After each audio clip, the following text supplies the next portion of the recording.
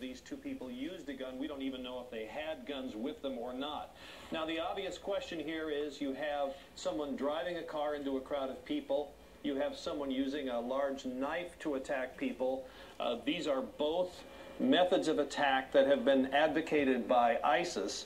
So the question has to be raised at some point is, was this a terror attack or something else? But at this point, that's all that's being raised is the question. It's way too soon to know what the answer to that question is.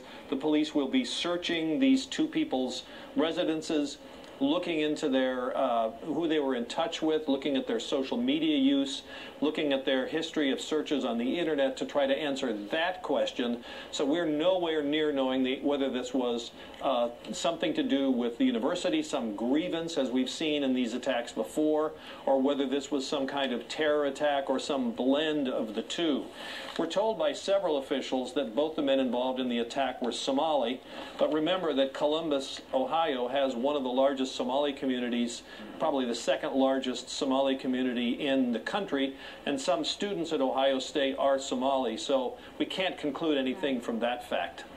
Pete, one quick point of clarification and then one timeline question for you. The incident that involved the knife where some of the injured were reported to have stab wounds, do we believe that's connected with the car situation?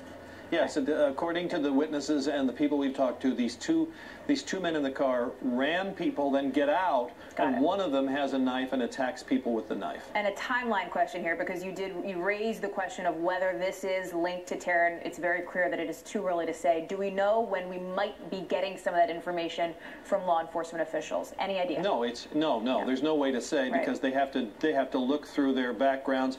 We are told that the names that have been out that have been circulated among law enforcement that as I say, we're not going to report till we're certain of them, were not in any kind of database. They were not familiar to law enforcement. They hadn't crossed the law enforcement radar in the past.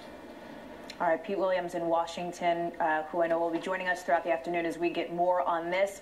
So again, we are learning new information now out of the incident at Ohio State University that one of the suspects now confirmed dead. 10 injured have been taken to the hospital according to local officials on the ground. We are going to continue to follow that breaking news out of Ohio. So stay with us right here on Andrea Mitchell Reports on MSNBC.